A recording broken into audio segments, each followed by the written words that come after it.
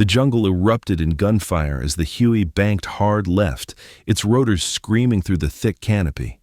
Below, North Vietnamese soldiers scrambled for cover as rockets tore through their positions. The same men who'd laughed at these flying coffins just months earlier now knew the sound meant death was coming.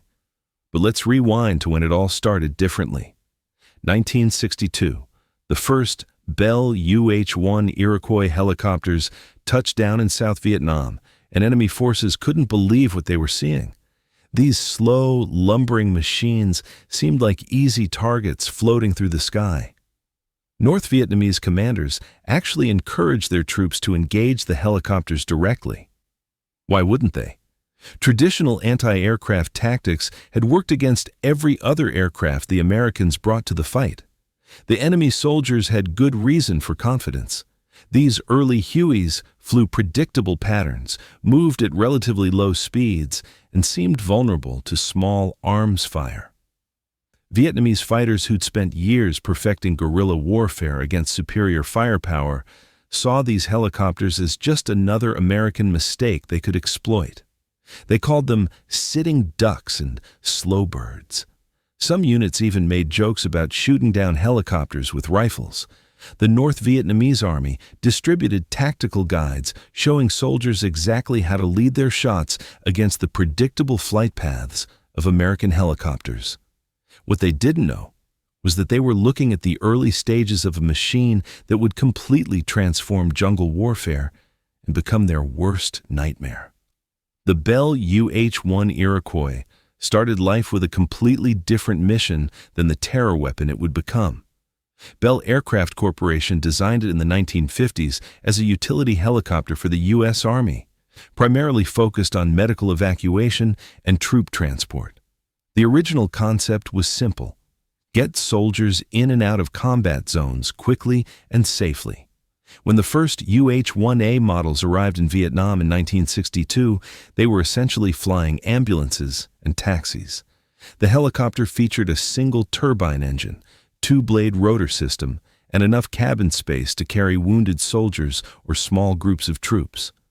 Bell engineers had prioritized reliability and ease of maintenance over speed or firepower.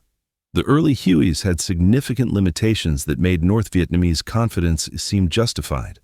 They could only carry about 2,400 pounds of payload, had a maximum speed of around 120 miles per hour, and their service ceiling was relatively low. More importantly, they were loud, predictable, and followed standard flight patterns that made them easy targets for experienced guerrilla fighters. The helicopter's basic design philosophy centered on utility rather than combat effectiveness.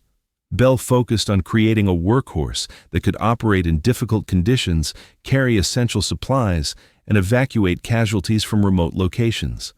The UH-1's spacious cabin, sliding doors, and stable flight characteristics made it perfect for these support roles. But North Vietnamese forces made a critical error in their assessment. They saw the Huey's current capabilities rather than its potential for evolution. Military historians later noted that enemy commanders focused on the helicopter's immediate tactical limitations without considering how quickly American engineers could adapt and improve the design. The North Vietnamese had experience fighting conventional aircraft, but helicopters presented entirely different tactical challenges. Unlike fixed-wing planes that flew predictable attack runs, helicopters could hover, change direction instantly, and operate at extremely low altitudes where traditional anti-aircraft weapons were less effective. Early intelligence reports from North Vietnamese units described the Hueys as transport vehicles and medical aircraft. Enemy tactical manuals from this period show they categorized helicopters alongside other support aircraft rather than recognizing their potential as combat platforms. This fundamental misunderstanding would prove catastrophic. The Huey's turbine engine gave it advantages that enemy forces didn't immediately recognize. Unlike piston engines, turbines performed consistently at high altitudes and in hot weather conditions typical of Southeast Asian operations. This reliability meant Hueys could operate in conditions that grounded other aircraft. Bell's decision to use a simple, robust rotor system also proved crucial. The two-blade design was easier to maintain in field conditions and less susceptible to battle damage than more complex systems. When enemy fire did hit the rotors, Hueys could often continue flying long enough to reach safety. The helicopter's size worked both for and against it. While the large cabin made it an obvious target, it also provided space for future modifications that enemy forces couldn't anticipate. The Huey's airframe could accommodate additional equipment, weapon systems, and armor without requiring complete redesign. North Vietnamese tactical doctrine emphasized engaging American aircraft during predictable phases of flight, such as takeoff, landing, or straight-line approaches. Early Huey operations followed these patterns, reinforcing enemy confidence that helicopters were just another target to be shot down with conventional tactics. What Vietnamese commanders missed was the helicopter's fundamental advantage: three-dimensional mobility. Unlike any other aircraft they'd encountered, Hueys could stop, reverse direction, fly sideways, and operate at treetop level where traditional anti-aircraft weapons couldn't track them effectively. The Army's initial deployment strategy also contributed to enemy overconfidence. Early Huey missions focused on medical evacuation and supply runs, following safe, predictable routes whenever possible. This conservative approach made the helicopters seem even more vulnerable and less threatening than they actually were. However, combat experience quickly revealed the Huey's hidden potential. Pilots discovered they could use the helicopter's agility to avoid ground fire, approach targets from unexpected angles, and provide close support in ways that fixed-wing aircraft couldn't match. These early lessons would drive the rapid evolution that transformed the Huey from transport to terror weapon. The North Vietnamese Army's biggest mistake was treating the helicopter as a static technology rather than recognizing its potential for rapid development and adaptation to combat conditions. The first real test came during a medical evacuation mission near the Mekong Delta in late 1962. A squad of American advisors had walked into an ambush, and 3 men lay bleeding in a rice paddy with North Vietnamese forces closing in. The call went out for dust-off, and a single Huey lifted off to retrieve the wounded. North Vietnamese soldiers positioned in the tree line watched the helicopter approach with confidence. They'd practiced this scenario dozens of times: wait for the helicopter to land, then open fire when it couldn't maneuver. The pilot would have to choose between abandoning the wounded or becoming a sitting target. But the Huey pilot didn't follow the expected script. Instead of landing in the open paddy, he brought the helicopter in low and fast, using the terrain to mask his approach. When enemy fighters opened fire, expecting the helicopter to retreat or crash, the pilot did something they'd never seen before. He used the Huey's rotor wash to create a dust cloud, then maneuvered sideways while maintaining a hover just above the wounded soldiers. The door gunner laid down suppressive fire while medics pulled the casualties aboard. Within 90 seconds, the Huey was airborne again, having completed the evacuation under direct enemy fire. North Vietnamese after-action reports from this engagement show the first signs of concern about helicopter capabilities. What really surprised enemy forces was the helicopter's ability to absorb damage and keep flying. Small arms fire that would bring down other aircraft seemed to have minimal effect on the Huey systems. The turbine engine proved remarkably resistant to battle damage, and the helicopter's simple design meant that non-critical hits didn't disable the aircraft. More concerning for North Vietnamese commanders was the psychological effect these successful evacuations had on American ground forces.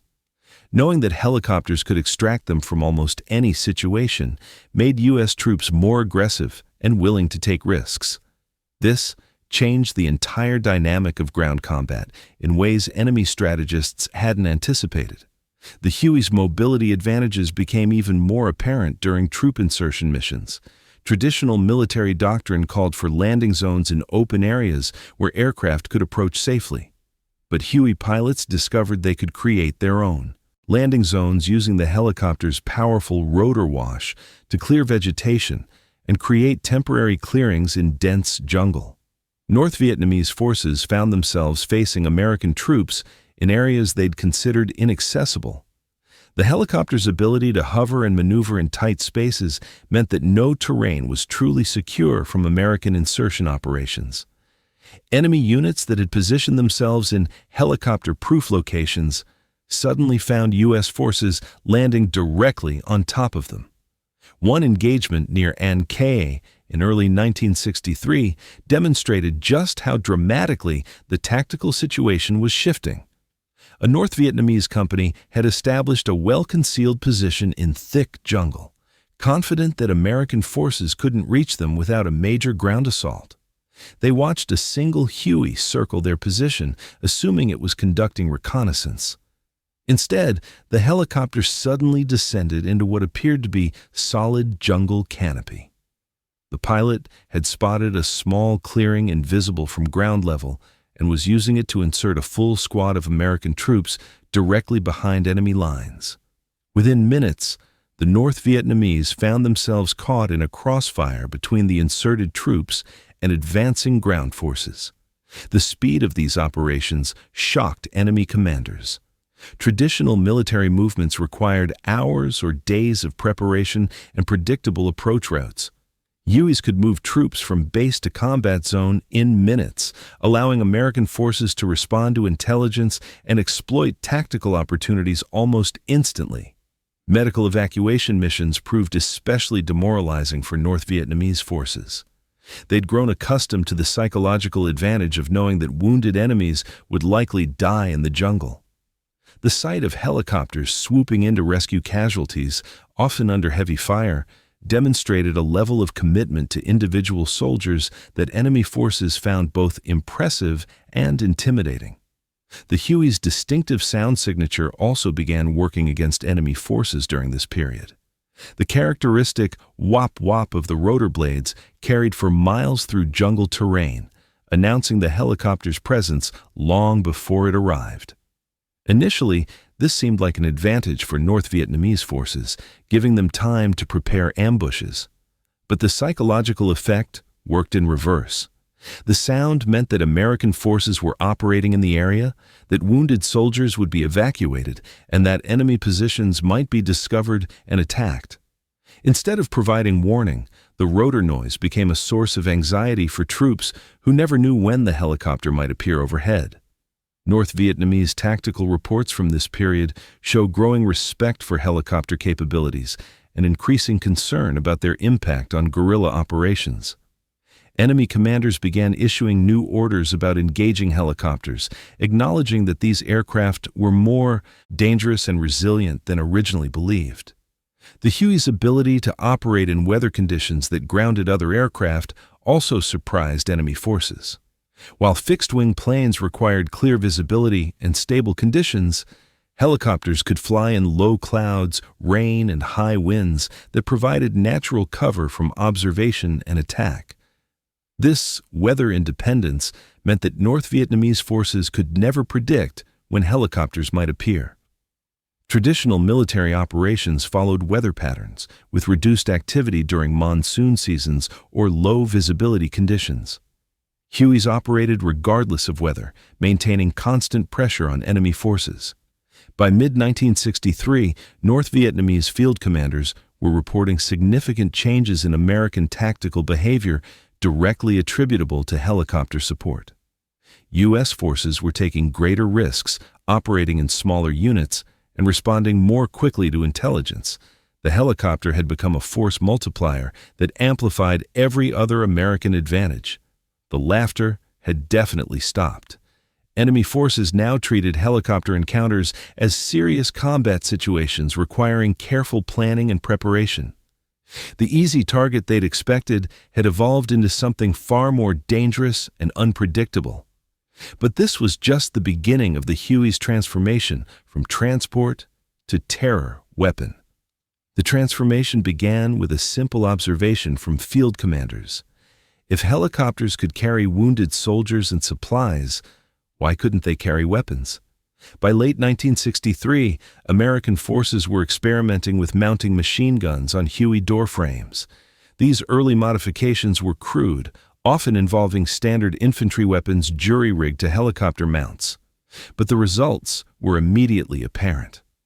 Suddenly, the harmless transport helicopter could fight back. The first armed Huey missions caught North Vietnamese forces completely off guard. Enemy soldiers who'd grown accustomed to taking potshots at passing helicopters found themselves facing return fire from above. The psychological shift was dramatic. The hunter had become the hunted. Bell Aircraft recognized the potential and began developing purpose-built armed variants. The UH-1B, introduced in 1961, had been designed with military operations in mind, featuring a more powerful engine and improved performance characteristics. But it was the UH-1C, arriving in Vietnam in 1965, that truly weaponized the platform. The UH-1C came equipped with hardpoints for mounting external weapon systems. Rocket pods containing 2.75-inch folding fin aerial rockets could be attached to stub wings extending from the helicopter's sides. Each pod held 7 rockets, giving a single helicopter enough firepower to devastate an entire enemy position. Door guns evolved from improvised mounts to sophisticated weapon systems. The standard configuration featured M60 machine guns on flexible mounts, allowing door gunners to engage targets across a wide arc. These weapons could lay down sustained suppressive fire while the helicopter maneuvered, something enemy forces had never encountered before. The first combat missions with fully weaponized Hueys sent shockwaves through North Vietnamese ranks. Enemy soldiers who'd positioned themselves to ambush defenseless transport helicopters instead faced coordinated attacks from multiple weapon systems. Rockets would saturate defensive positions while machine gun fire suppressed any remaining resistance. North Vietnamese after-action reports from early gunship encounters described the terror of facing these attacks. Soldiers who'd felt relatively safe in concealed jungle positions suddenly found themselves exposed to devastating firepower delivered with surgical precision. The helicopter's ability to hover and maneuver meant that no cover was truly effective against rocket and machine gun attacks. The psychological impact went beyond the immediate tactical situation.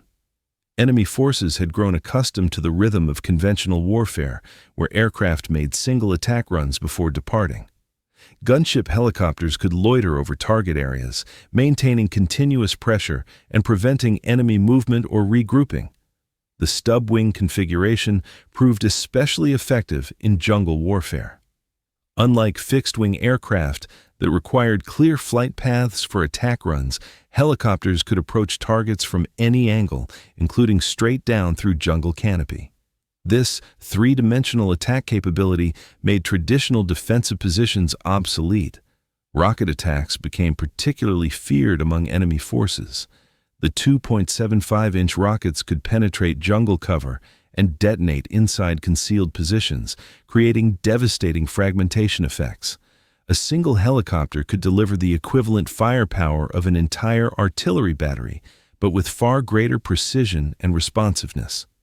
The development of the XM-16 armament subsystem in 1965 marked another leap forward in gunship capabilities. This system integrated rocket pods, machine guns, and grenade launchers into a unified weapons platform controlled by sophisticated fire control systems. Pilots could select and engage multiple weapon systems simultaneously, overwhelming enemy positions with coordinated firepower. Door gunner positions evolved from defensive measures to offensive weapons platforms. Experienced gunners developed techniques for engaging ground targets while the helicopter maneuvered at high speed and low altitude. The psychological effect of sustained machine gun fire from a hovering helicopter proved devastating to enemy morale. The UH-1C's improved engine performance allowed it to carry full weapon loads while maintaining the agility that made helicopters so effective in jungle warfare. Unlike earlier models that had to choose between payload and performance, the C model could deliver maximum firepower without sacrificing tactical mobility. Enemy forces struggled to adapt their tactics to counter armed helicopters. Traditional anti-aircraft weapons were designed to engage fast-moving, high-altitude targets following predictable flight paths. Gunship helicopters operated at treetop level, changed direction constantly, and could attack from multiple angles simultaneously. The coordination between transport and gunship helicopters created new tactical possibilities that enemy commanders found impossible to counter. While gunships suppressed defensive positions with rocket and machine gun fire, transport helicopters could insert troops directly into combat zones. This combination of firepower and mobility revolutionized battlefield tactics. North Vietnamese forces discovered that engaging armed helicopters required entirely different strategies than fighting conventional aircraft. The helicopter's ability to return fire immediately while maneuvering made ambush tactics extremely dangerous. Enemy soldiers who revealed their positions by shooting at helicopters often found themselves targeted by devastating return fire within seconds. The sound signature of armed helicopters also evolved into a psychological weapon. The distinctive rotor noise now carried the promise of immediate, overwhelming firepower. Enemy forces who heard helicopters approaching knew they had minutes or seconds to find cover before rockets and machine guns began tearing through their positions. Gunship pilots developed aggressive tactics that maximized the helicopter's advantages while minimizing exposure to ground fire. High-speed, low-level approaches followed by sudden climbs and diving attacks kept enemy gunners off balance and unable to establish effective firing solutions. The integration of multiple weapon systems on a single platform proved more effective than the sum of its parts. Rockets could destroy hardened positions, machine guns could suppress area targets, and the helicopter's mobility allowed pilots to engage multiple objectives in a single mission. Enemy forces found themselves facing sustained, coordinated attacks that conventional defensive tactics couldn't counter. Training programs for gunship crews emphasized aggressive tactics and maximum use of the helicopter's unique capabilities. Unlike fixed-wing pilots who made brief attack runs, helicopter crews learned to maintain continuous pressure on enemy positions, denying them opportunities to regroup or counterattack. The psychological warfare aspect of armed helicopters extended beyond immediate combat situations. The knowledge that helicopters could appear anywhere, at any time, with devastating firepower, created constant anxiety among enemy forces. No position felt secure when helicopters could hover overhead and deliver precision attacks through jungle canopy. By 1966, North Vietnamese tactical manuals were being rewritten to address the helicopter threat. Enemy commanders acknowledged that armed helicopters represented a fundamental shift in battlefield dynamics that required new defensive strategies and equipment. The transformation from transport to gunship had taken less than 4 years, but the impact on jungle warfare was revolutionary. The machine that enemy forces had initially dismissed as an easy target had evolved into their most feared adversary. The Huey had found its teeth, and North Vietnamese soldiers were about to discover just how sharp those teeth could be. The sound started as a distant rumble, barely audible above the jungle's natural chorus.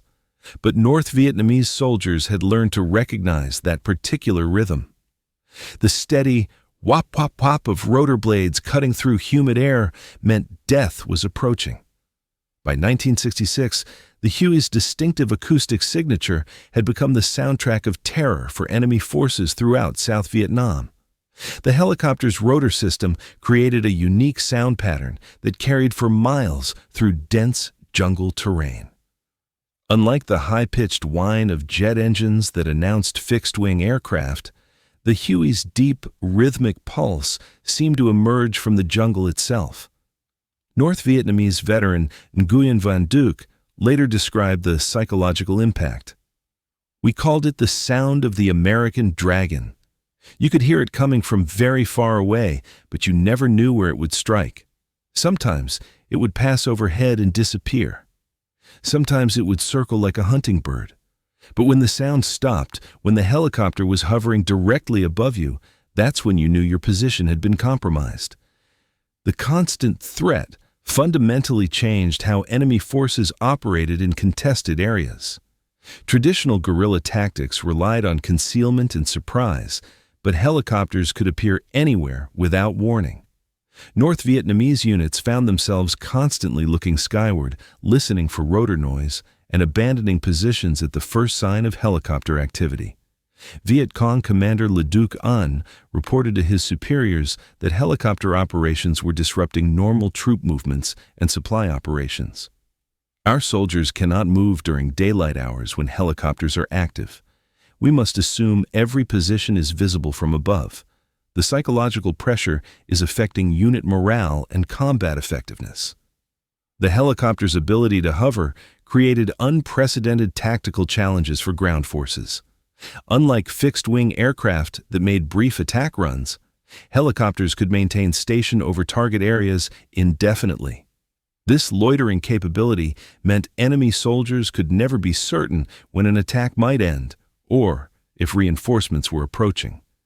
Door gunners exploited this psychological advantage by firing short bursts at regular intervals, keeping enemy forces pinned down and unable to move or return effective fire. The steady rhythm of machine gun fire from above created a sense of helplessness among troops accustomed to fighting on relatively equal terms. North Vietnamese soldiers developed their own terminology for different types of helicopter attacks. Thunderbirds referred to rocket attacks that arrived without warning.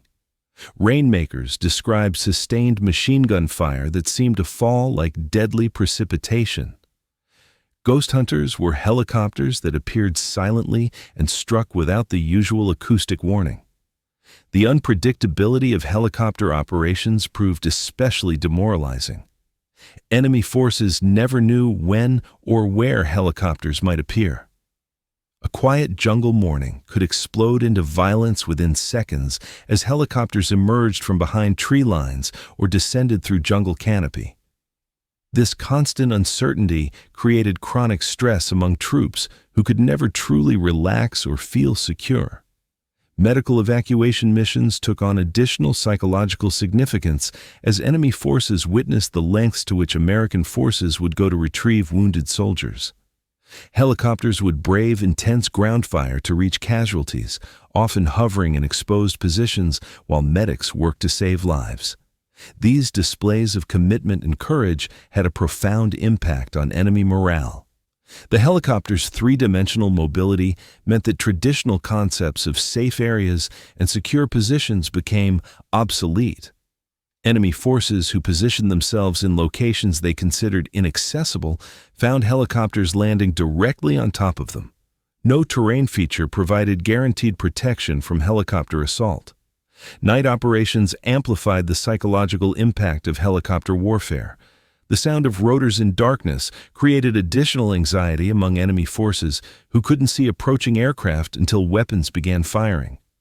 Helicopters equipped with searchlights could illuminate enemy positions while remaining relatively invisible themselves. The coordination between multiple helicopters created overwhelming psychological pressure during large-scale operations. Enemy soldiers who survived initial attacks often reported hearing helicopters approaching from multiple directions simultaneously. The sound of several aircraft converging on a single location created panic among troops who realized they were completely surrounded by airborne firepower. North Vietnamese propaganda efforts struggled to counter the psychological impact of helicopter operations. Official communications attempted to portray helicopters as vulnerable targets that could be easily defeated, but field reports consistently contradicted this narrative. Soldiers who had actually faced helicopter attacks knew the reality was far more dangerous.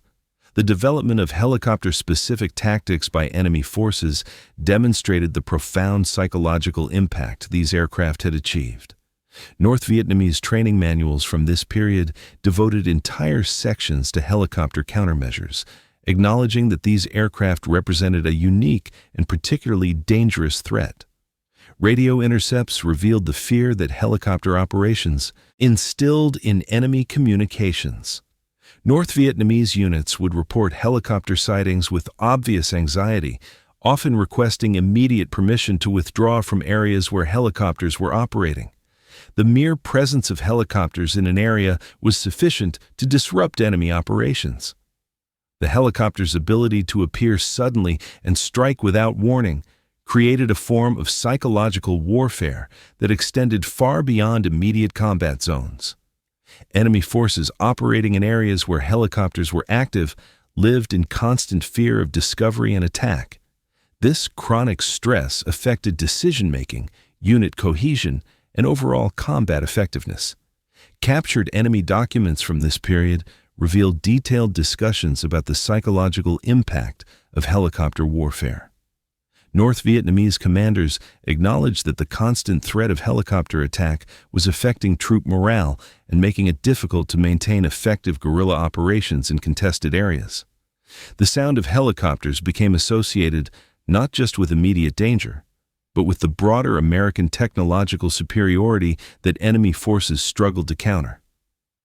The psychological message was clear. American forces could strike anywhere, at any time, with overwhelming firepower delivered by machines that seemed to defy traditional military logic. Veterans of helicopter attacks often described a sense of helplessness when facing these aircraft. Traditional infantry tactics provided no effective defense against an enemy that could attack from above, maneuver in 3 dimensions, and deliver devastating firepower while remaining relatively invulnerable to small arms fire. The psychological transformation was complete. The machine that North Vietnamese soldiers had initially mocked as slow and vulnerable had become the symbol of American military dominance in Southeast Asia. The laughter had turned to fear, and that fear was reshaping the entire nature of jungle warfare. The Huey had become more than a weapon. It had become a psychological force that dominated the battlefield, even when it wasn't physically present. The mere possibility of helicopter attack was enough to change enemy behavior and disrupt their operations. The evolution that transformed the Huey from psychological weapon to technological terror began with fundamental changes to its most critical systems. By 1967, Bell engineers were working around the clock to address every limitation that enemy forces had learned to exploit. The most significant breakthrough came with the development of the 4-blade composite rotor system. The original 2-blade design, while reliable, created vibration patterns that limited the helicopter's speed and maneuverability. Enemy gunners had learned to predict these flight characteristics, timing their shots to coincide with the helicopter's predictable oscillations. The new 4-blade system changed everything. Composite materials replaced traditional metal. Construction, creating rotor blades that were lighter, stronger, and far more durable under combat stress. The improved aerodynamics allowed helicopters to fly faster, turn more sharply, and maintain stability in conditions that would have grounded earlier models. North Vietnamese soldiers who had grown accustomed to the flight patterns of 2-blade Hueys found themselves facing aircraft that moved with unprecedented agility. The smoother rotor operation reduced vibration and noise, making the helicopters harder to detect and track. More importantly, the improved performance characteristics made enemy anti-aircraft tactics obsolete overnight. The enhanced powertrain represented another quantum leap in capability. New turbine engines delivered significantly more power while maintaining the reliability that had made the Huey famous. The upgraded transmission systems could handle the additional torque, allowing helicopters to carry heavier weapon loads while maintaining superior performance characteristics. These power improvements had immediate tactical implications. Helicopters could now operate at higher altitudes, reducing their vulnerability to small arms fire while maintaining effective weapons range. The increased payload capacity meant that single aircraft could carry devastating amounts of ammunition and ordnance, sustaining longer combat missions without returning to base. Enemy forces discovered that their traditional tactics for engaging helicopters no longer worked. Aircraft that had previously struggled to climb quickly out of ground fire range could now accelerate vertically at rates that made accurate shooting nearly impossible. The improved power-to-weight ratio gave pilots tactical options that enemy gunners couldn't anticipate or counter. The introduction of digital glass cockpit avionics transformed helicopter operations from analog guesswork to precision warfare. Flat panel displays provided pilots with real-time information about aircraft systems, navigation, and tactical situations. GPS integration meant that helicopters could navigate with unprecedented accuracy, even in dense jungle conditions where visual landmarks were scarce. These navigation improvements had profound implications for combat effectiveness. Pilots could now find and engage targets with surgical precision, coordinate complex multi-aircraft operations, and navigate in weather conditions that would have previously grounded helicopter operations. The technological advantage over enemy forces became overwhelming. Synthetic flight vision systems allowed helicopter crews to operate effectively in low visibility conditions that provided natural concealment from ground observation. Terrain awareness systems prevented accidents while enabling aggressive, low-level flight profiles that maximized tactical surprise. Enemy forces found themselves facing helicopter attacks in weather and visibility conditions they'd considered safe. The airframe improvements focused on survivability and payload capacity. Structural upgrades included thicker aluminum skin that could better withstand small arms fire, and upgraded lift beams that distributed stress more effectively during aggressive maneuvering. These modifications meant that helicopters could absorb more battle damage while maintaining flight capability. The lengthened fuselage provided additional internal capacity for troops, weapons, and equipment. This seemingly simple modification had significant tactical implications, allowing single helicopters to transport larger assault teams or carry more ammunition for extended combat operations. Enemy forces found themselves facing larger, better-equipped American units delivered by fewer aircraft. Composite tail rotor blades improved directional control while reducing maintenance requirements in field conditions. The BLR fast fin system enhanced stability during hovering operations, making precision attacks more effective while reducing pilot workload during high-stress combat situations. These improvements gave helicopter crews decisive advantages during close-quarters engagements. The integration of modern terrain awareness systems revolutionized low-level flight operations. Pilots could now navigate through dense jungle terrain with confidence, using natural features to mask their approach while maintaining precise navigation to target areas. This capability made surprise attacks far more effective and reduced the warning time available to enemy forces. Engine and transmission upgrades specifically designed for hot and high conditions addressed one of the helicopter's few remaining limitations. The Bell 2.42-degree gearbox improved performance in the challenging environmental conditions typical of Southeast Asian operations. Helicopters could now maintain full combat capability even during the hottest parts of the day when thermal conditions had previously degraded performance. These technological improvements created a synergistic effect where each upgrade enhanced the effectiveness of others. Better engines enabled heavier weapon loads, improved avionics made precision attacks more effective, and structural upgrades allowed aggressive tactics that maximized the helicopter's tactical advantages. North Vietnamese intelligence reports from this period show growing alarm at the pace of helicopter technological development. Enemy analysts struggled to keep up with the rapid introduction of new capabilities and countermeasures. Traditional military planning cycles couldn't adapt quickly enough to address the constantly evolving helicopter threat. The psychological impact of these technological upgrades proved as important as their tactical benefits. Enemy forces who had begun developing effective countermeasures against earlier helicopter models found their hard-won knowledge obsolete within months. The constant technological evolution created a sense of hopelessness among troops who felt they were fighting an enemy that improved faster than they could adapt. Captured enemy documents revealed detailed discussions about the impossibility of matching American technological development. North Vietnamese commanders acknowledged that their forces lacked the industrial capacity and technical expertise to counter the rapid pace of helicopter evolution. This technological disparity became a significant factor in strategic planning and morale. The integration of all these improvements created helicopters that bore little resemblance to the machines that had first arrived in Vietnam.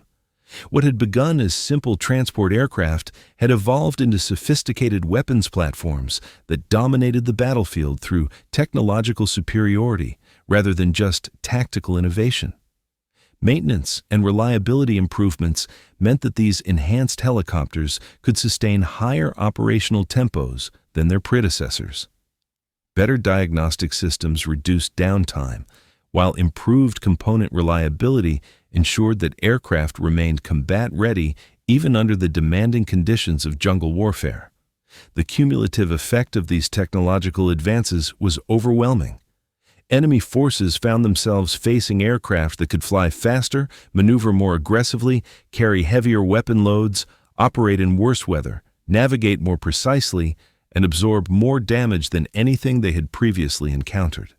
By 1968, the technological gap between American helicopters and enemy countermeasures had become insurmountable. The Huey had evolved from a vulnerable transport into a technological terror that redefined the possibilities of aerial warfare. Every system had been upgraded, every limitation addressed, and every enemy countermeasure anticipated and defeated. The machine that North Vietnamese soldiers had once laughed at had become a technological marvel that represented the cutting edge of military aviation. The upgrades that sealed the deal had transformed the Huey into an unstoppable force that dominated the jungle through pure technological superiority. The North Vietnamese army wasn't going to surrender the jungle without a fight. By late 1967, enemy commanders had witnessed enough helicopter devastation to understand they were facing an existential threat that required immediate countermeasures. The first adaptation attempts focused on traditional anti-aircraft weapons scaled down for helicopter engagement. North Vietnamese forces began deploying 12.7mm heavy machine guns specifically positioned to target low-flying helicopters. These weapons had enough power to penetrate helicopter armor and could track targets more effectively than standard infantry rifles. Enemy gunners developed new tactics for engaging helicopters, including coordinated fire from multiple positions designed to catch aircraft in crossfires during predictable flight patterns. They studied helicopter approach routes to landing zones and established ambush positions along these corridors, hoping to catch helicopters when they were most vulnerable during landing and takeoff operations. The results were initially promising for North Vietnamese forces. Several helicopters were shot down using these concentrated heavy machine gun tactics, and enemy morale improved as soldiers felt they finally had effective weapons for fighting back against the helicopter threat. Field reports from this period show renewed confidence among troops who had felt helpless against airborne attacks. But American helicopter tactics evolved faster than enemy countermeasures could be implemented. Pilots quickly learned to vary their approach routes, use terrain masking to avoid known anti-aircraft positions, and employ suppressive fire to neutralize heavy weapons before they could engage effectively. The technological and tactical advantages still favored the helicopters. North Vietnamese engineers attempted to develop helicopter-specific weapon systems, including modified rocket-propelled grenades with proximity fuses designed to detonate near aircraft rather than requiring direct hits. These weapons showed promise in testing, but proved difficult to manufacture in sufficient quantities and were less effective against fast-moving, maneuvering targets than anticipated. The introduction of shoulder-fired surface-to-air missiles represented the most serious threat helicopters had faced. Soviet-supplied SA-7 missiles could track helicopter heat signatures and deliver warheads capable of destroying aircraft with single hits. North Vietnamese forces received extensive training on these weapons and deployed them specifically to counter helicopter operations. However, the SA-7 system had significant limitations when used against helicopters. The missiles required clear lines of sight and specific engagement parameters that helicopters could avoid through aggressive maneuvering and terrain masking. Pilots learned to use the jungle canopy as cover, breaking missile lock-on attempts while maintaining tactical effectiveness. American forces responded to the missile threat with electronic countermeasures and tactical modifications that reduced helicopter vulnerability. Flare dispensers could decoy heat-seeking missiles, while aggressive evasive maneuvers during critical flight phases made successful engagements extremely difficult.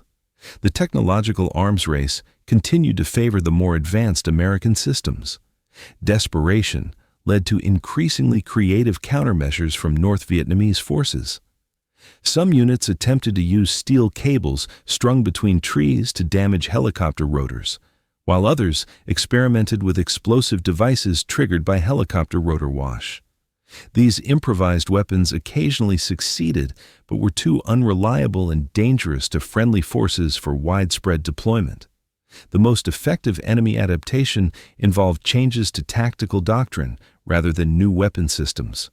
North Vietnamese forces learned to disperse immediately when helicopters appeared, denying pilots concentrated targets worth engaging with expensive ordnance.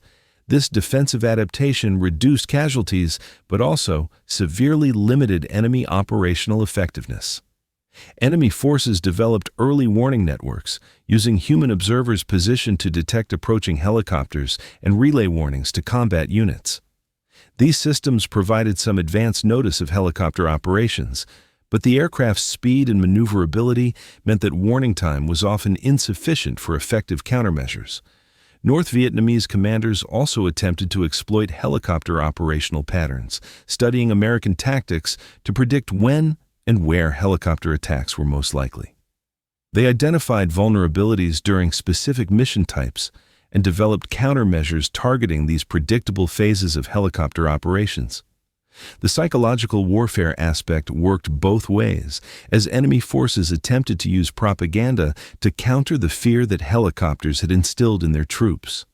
Official communications emphasized helicopter vulnerabilities and celebrated every successful shootdown, but these efforts struggled against the reality of continued helicopter dominance. Anti-aircraft artillery units were repositioned specifically to counter helicopter threats, with guns sighted to cover likely helicopter approach routes and landing zones. These weapons could deliver devastating firepower against helicopters that flew into their engagement zones, but their fixed positions made them vulnerable to suppressive attacks by other aircraft. Enemy forces experimented with decoy tactics, using false radio transmissions and fake positions to lure helicopters into prepared ambushes. Some of these operations achieved tactical success, but the overall impact remained limited because helicopter crews quickly learned to recognize and avoid obvious traps.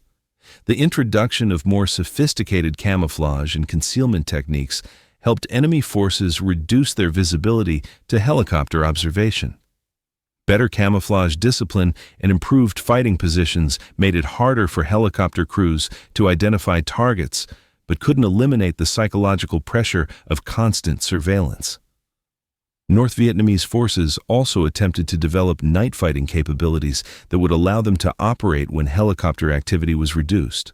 However, American forces responded with night-capable helicopters equipped with advanced sensors, maintaining pressure on enemy operations around the clock.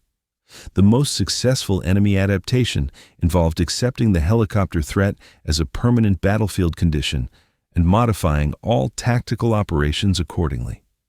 North Vietnamese forces learned to operate in smaller units, move constantly, and avoid concentrating forces in ways that presented attractive helicopter targets. Training programs for North Vietnamese troops began emphasizing helicopter countermeasures as a basic survival skill. Soldiers learned to recognize different helicopter types, understand their capabilities, and execute immediate action drills when aircraft appeared. This training improved survival rates, but couldn't eliminate the fundamental tactical disadvantage. Supply operations became particularly challenging as helicopters could interdict transportation routes and destroy supply caches with devastating effectiveness.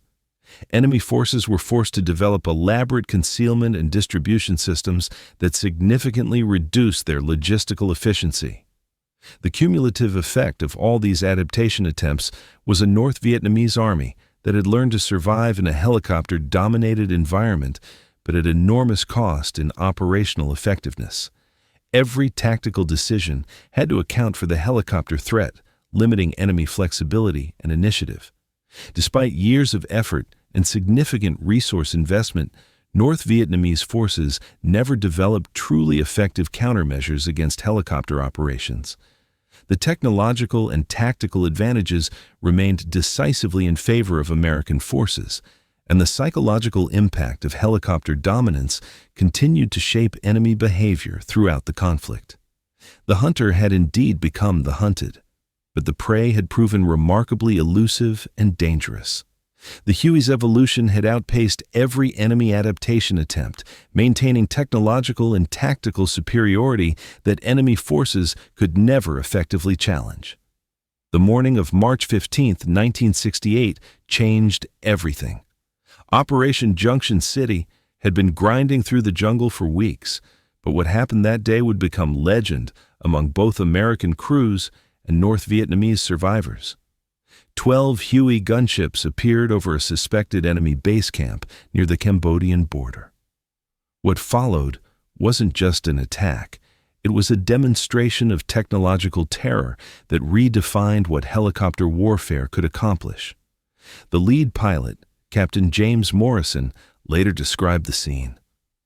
"We came in low and fast, using the tree line for cover. The enemy had no idea we were there until the first rockets started hitting. By then, it was too late for them to do anything but die or run." The coordinated assault began with rocket barrages that systematically destroyed every structure in the camp. 14 separate buildings disappeared in explosions that could be heard for miles. But the rockets were just the opening act. As enemy soldiers scrambled for cover, door gunners began methodical suppression fire that cut down anyone who moved in the open. What made this attack different was its duration and precision. Previous helicopter strikes had been brief affairs, hit hard and get out before enemy forces could organize effective resistance. But the technological improvements had given helicopter crews the confidence and capability to maintain sustained attacks that completely dominated the battlefield. For 47 minutes, the helicopters circled the enemy position like mechanical vultures. They took turns attacking different sections of the camp, ensuring that no area remained safe from observation and fire. Enemy soldiers who tried to flee found themselves targeted by aircraft positioned specifically to cut off escape routes. North Vietnamese survivor Pham Van Duc later testified about the psychological horror of that attack. "The helicopters never stopped coming. Every time we thought it was over, another one would appear with more rockets, more bullets. We couldn't fight back because they were always moving, always shooting. Men were crying, begging for it to stop." The tactical coordination demonstrated capabilities that enemy forces had never witnessed before. While some helicopters delivered direct fire on enemy positions, others provided overwatch and reconnaissance. Radio communications allowed pilots to coordinate their attacks in real time, sharing target information and adjusting tactics based on enemy responses. The technological superiority was overwhelming. GPS navigation allowed precise coordination between multiple aircraft operating in the same airspace. Digital communication systems enabled instant information sharing between crews. Advanced fire control systems ensured that weapons hit their intended targets with devastating accuracy. Enemy forces discovered that their traditional defensive tactics were completely useless against this level of coordinated helicopter assault. Foxholes and bunkers that provided protection against artillery and small arms fire offered no defense against rockets delivered from directly overhead. The three-dimensional nature of the attack made conventional defensive positions obsolete. The psychological impact extended far beyond the immediate target area. Radio intercepts revealed that news of the attack spread rapidly through North Vietnamese communication networks. Enemy units throughout the region began reporting helicopter sightings with obvious panic, even when no aircraft were actually present. The sustained nature of the attack created unprecedented terror among enemy forces. Previous airstrikes, whether by helicopters or fixed-wing aircraft, followed predictable patterns with clear beginnings and endings. This attack seemed to have no end, creating the impression that American forces could maintain indefinite pressure on any target they chose. The precision of the helicopter attacks also demonstrated technological capabilities that enemy forces couldn't comprehend or counter. Individual soldiers were targeted and eliminated with surgical accuracy. Supply caches were destroyed with single rocket hits. Command bunkers were identified and neutralized despite elaborate camouflage efforts. The aftermath revealed the true extent of the devastation. Intelligence teams that swept the area found evidence of a major enemy supply depot and command center that had been completely destroyed. More importantly, they discovered documents indicating that the enemy unit had been preparing for a major offensive operation that was now impossible to execute. Word of the attack spread through American forces as well, but with entirely different implications. Helicopter crews gained confidence in their ability to dominate any battlefield situation. Ground troops knew they could call for helicopter support and receive overwhelming firepower delivered with precision and sustained intensity. The technological demonstration had strategic implications that extended far beyond the immediate tactical situation. North Vietnamese commanders realized they were facing a level of technological sophistication that their forces couldn't match or effectively counter. The gap between American capabilities and enemy resources had become insurmountable. Similar coordinated attacks began occurring throughout South Vietnam as helicopter crews refined their tactics and exploited their technological advantages. Enemy forces found themselves facing sustained, precision attacks that could appear anywhere without warning and continue until every target was destroyed. The psychological warfare aspect became self-reinforcing as stories of helicopter attacks spread through enemy ranks. Soldiers who had never faced helicopter assault developed paralyzing fear based on second-hand accounts. Units began abandoning positions at the first sound of rotor noise, even when helicopters were conducting routine reconnaissance missions. The coordination between different helicopter types created unprecedented tactical flexibility. Transport helicopters could insert troops directly into combat zones, while gunships provided suppressive fire. Medical evacuation aircraft could extract casualties under the protection of armed escorts. The synergy between different aircraft types multiplied the effectiveness of each individual platform. Enemy forces attempted to adapt by dispersing their operations and avoiding concentration of personnel or equipment, but this defensive adaptation severely limited their operational effectiveness and made coordinated military action nearly impossible.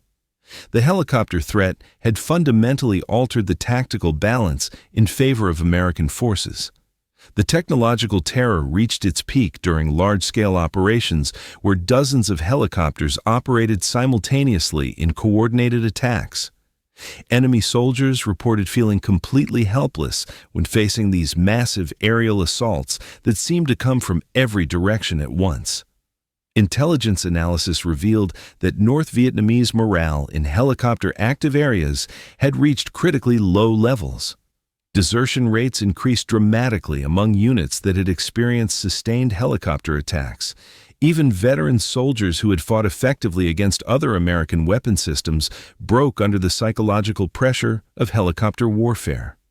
The machine gun fire from multiple helicopters created an acoustic environment that was itself a weapon. The constant sound of automatic weapons firing from above created panic among enemy forces who couldn't determine where the next attack would come from or when it might end. By late 1968, helicopter operations had achieved complete tactical dominance in contested areas of South Vietnam. Enemy forces could no longer mass for offensive operations, maintain secure supply lines, or establish permanent defensive positions. The Huey had transformed jungle warfare into a one-sided technological demonstration. The peak terror campaign represented the culmination of years of technological development and tactical refinement. What had begun as a simple transport helicopter had evolved into a weapon system that could project overwhelming force with unprecedented precision and sustainability. The jungle belonged to the Hueys now. Enemy forces who had once laughed at these machines now lived in constant fear of their approach. The technological terror had achieved complete psychological and tactical dominance over the battlefield. The stories began circulating through North Vietnamese camps in whispered conversations that grew more terrifying with each telling. Soldiers who had survived helicopter attacks became reluctant celebrities, their accounts of mechanical terror spreading like wildfire through enemy ranks. Private Nguyen Thanh Long survived a gunship attack near Khe Sanh in early 1968. His account, later captured in a diary found by American forces, revealed the profound psychological trauma these encounters inflicted. The Dragon machines came from nowhere. One moment we were eating rice, the next moment the world was exploding. My friend Duke was torn apart by bullets from the sky. I hid under his body for 3 hours, listening to the helicopters circle above us like hungry ghosts. These personal testimonies created a mythology around American helicopters that transcended their actual capabilities. Enemy soldiers began attributing supernatural qualities to the aircraft, describing them as mechanical demons that could see through jungle cover and strike without warning. The folklore transformed the Huey from military equipment into something approaching religious terror. Captured North Vietnamese officer Captain Tran Van Minh provided detailed testimony about the psychological impact of helicopter operations on his unit. My men would not sleep when helicopters had been reported in the area. They would lie awake all night, listening for rotor noise. Some soldiers began having dreams about being hunted by flying machines. The constant fear was destroying unit discipline and combat effectiveness. The stories took on increasingly dramatic elements as they spread through enemy communication networks. Helicopters were described as being able to appear silently, strike with lightning speed, and disappear before effective resistance could be organized. While these accounts contained elements of truth, the psychological amplification made the helicopters seem even more terrifying than they actually were. Enemy propaganda efforts struggled against these grassroots stories that contradicted official narratives about American vulnerability.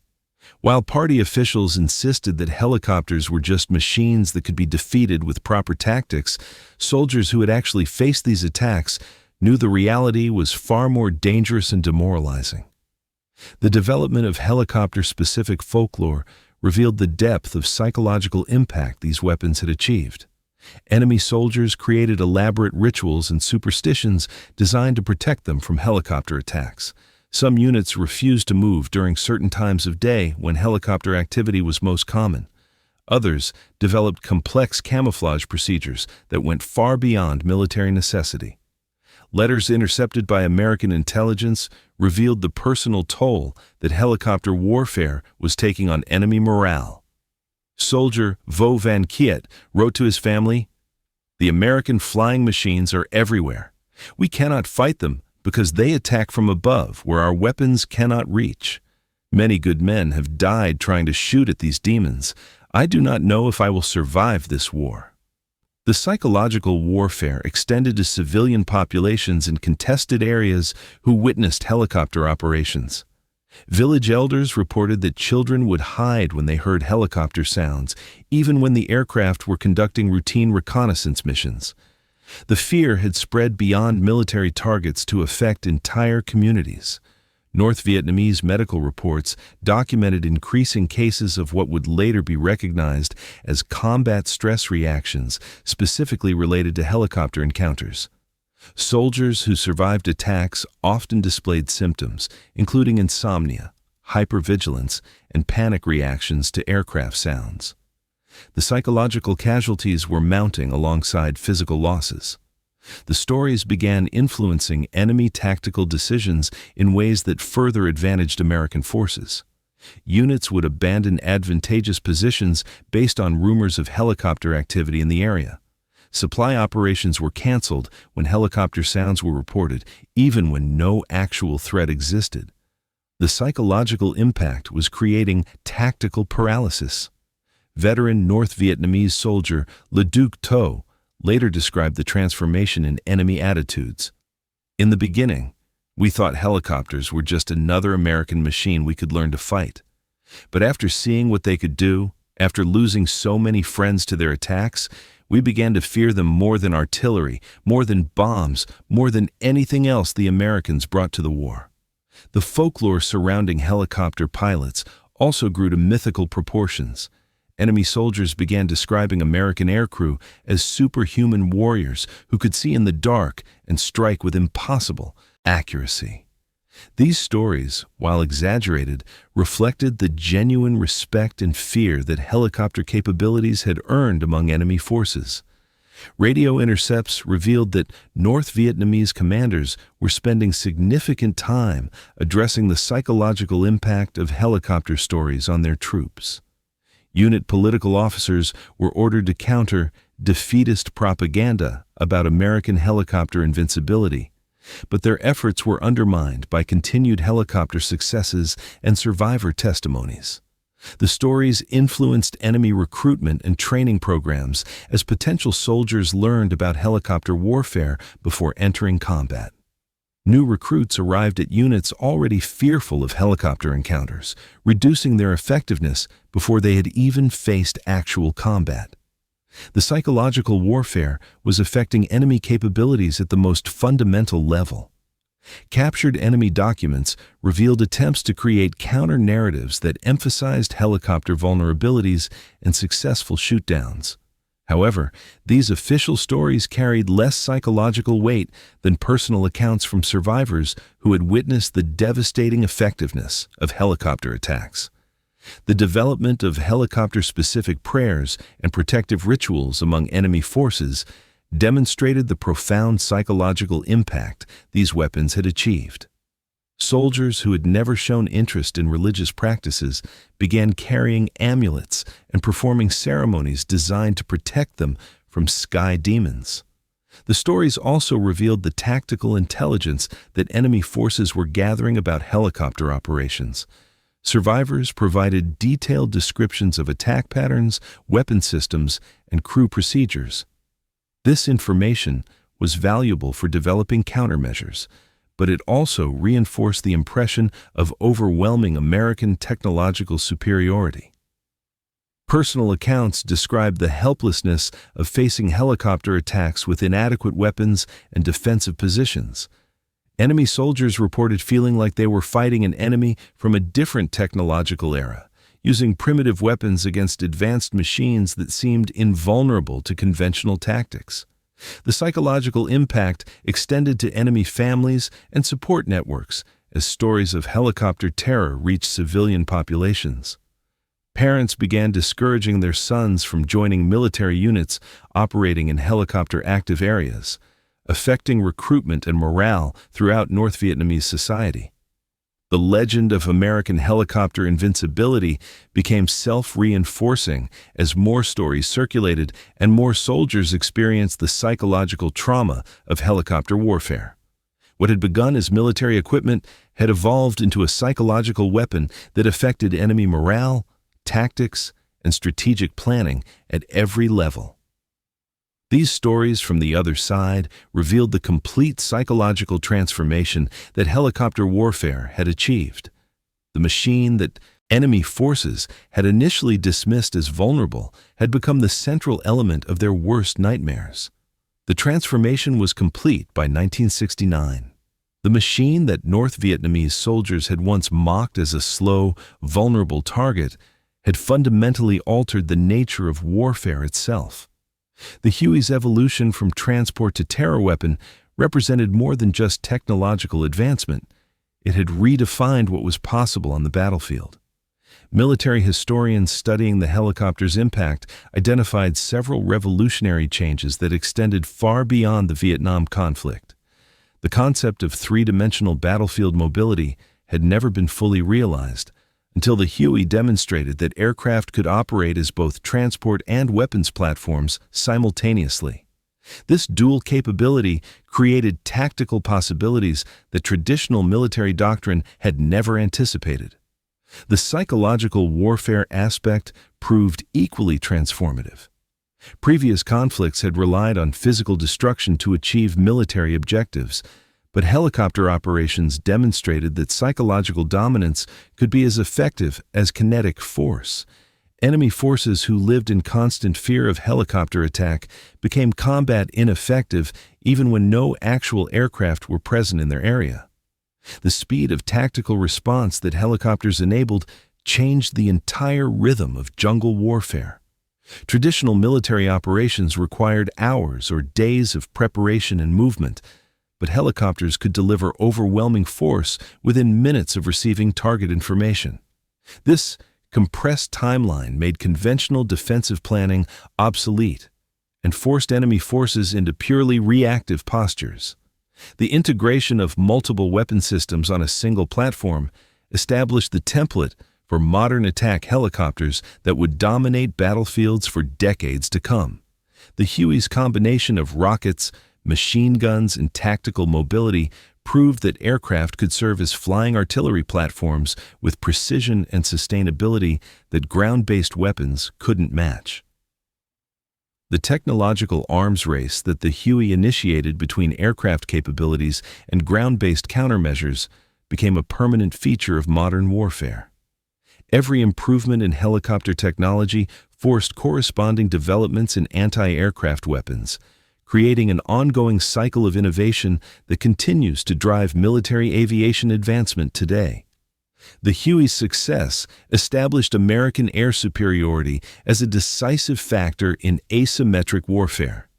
Enemy forces who couldn't match American technological capabilities found themselves at insurmountable disadvantages that affected every aspect of military operations. This technological gap became a template for how advanced nations would conduct military operations against less sophisticated opponents. The helicopter's ability to operate in weather and terrain conditions that grounded other aircraft demonstrated the value of specialized platforms designed for specific operational environments. The Huey's jungle warfare capabilities showed that technological adaptation to environmental challenges could provide decisive tactical advantages over more generalized weapon systems. The coordination between different helicopter types during complex operations established the foundation for modern air-land battle doctrine. The synergy between transport, gunship, and medical evacuation helicopters proved that integrated air operations could multiply the effectiveness of individual platforms while providing unprecedented tactical flexibility. The psychological impact of constant aerial surveillance and potential attack fundamentally changed how ground forces operated in contested areas. The knowledge that helicopters could appear anywhere without warning forced enemy forces to modify every aspect of their tactical behavior, from movement patterns to communication procedures to supply operations. The Huey's role in medical evacuation operations revolutionized battlefield medicine and demonstrated the humanitarian applications of military technology. The helicopter's ability to extract wounded soldiers from combat zones under fire saved thousands of lives and established new standards for battlefield medical support that influenced military medicine worldwide. The development of helicopter-specific tactics and countermeasures created entirely new categories of military training and doctrine. Both friendly and enemy forces had to develop new skills, equipment, and procedures specifically designed for helicopter warfare, expanding the complexity and cost of military operations across all levels. The acoustic signature of helicopter operations became a permanent feature of modern warfare psychology. The distinctive sound of rotor blades cutting through air created immediate recognition and emotional response patterns that affected both friendly and enemy forces. This audio element of psychological warfare had never been systematically exploited before helicopter operations. The precision strike capabilities that helicopters demonstrated established new expectations for military effectiveness and collateral damage limitation. The ability to deliver devastating firepower with surgical accuracy set standards for modern warfare that influenced weapon system development and tactical doctrine for generations. The Huey's evolution proved that rapid technological adaptation during active combat operations could provide decisive advantages over enemy forces who couldn't match the pace of innovation. This lesson influenced military procurement and development strategies that emphasized continuous improvement rather than static weapon system designs. The helicopter's role in establishing and maintaining American technological superiority demonstrated how advanced weapon systems could achieve strategic objectives through psychological and tactical dominance, rather than just physical destruction. This concept became central to modern military planning and force structure development. The long-term impact on military aviation was profound and permanent. Every attack helicopter developed since the Vietnam War incorporated lessons learned from Huey operations.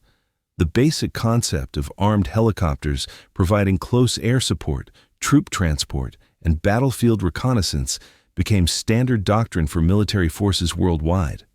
The Huey's legacy extended beyond military applications to influence civilian aviation, emergency services, and disaster response operations. The helicopters demonstrated versatility and reliability, established rotorcraft as essential tools for operations requiring precision, mobility, and access to difficult terrain. The transformation from mockery to mastery represented one of the most dramatic technological success stories in military history. In less than a decade, the Huey evolved from a simple transport helicopter into a weapon system that redefined battlefield dominance and established new paradigms for aerial warfare that continue to influence military operations today.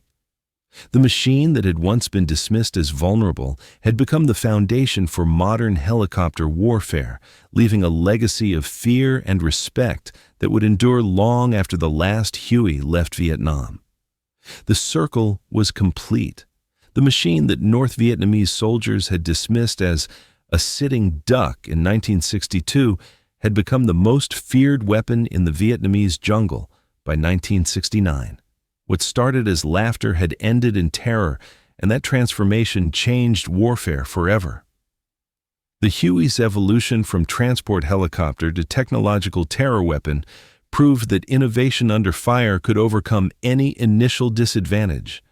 Enemy forces who had confidently planned to shoot down slow birds with rifles found themselves facing precision strike platforms that dominated every aspect of jungle warfare. The psychological scars ran deeper than the physical damage. North Vietnamese veterans who survived helicopter encounters carried those memories for decades, describing nightmares about mechanical dragons hunting them through endless jungle. The sound of rotor blades became permanently associated with death and helplessness among an entire generation of enemy soldiers. But the Huey's legacy extended far beyond Vietnam. Every modern attack helicopter, from the Apache to the Cobra, incorporated lessons learned from those early gunship conversions. The concept of three-dimensional battlefield dominance that the Huey pioneered became fundamental doctrine for military forces worldwide. The technological terror campaign had achieved something unprecedented in military history: complete psychological dominance through mechanical superiority. Enemy forces who had adapted to every other American weapon system never found effective countermeasures against helicopter warfare. The transformation was absolute. From mockery to mastery, from vulnerability to dominance, from transport to terror weapon, the Huey had rewritten the rules of jungle warfare and established the template for modern rotorcraft operations. If you want to see how this helicopter dominance influenced modern military tactics, check out our deep dive into Apache helicopter operations. Subscribe for more untold stories of technological warfare that changed history forever.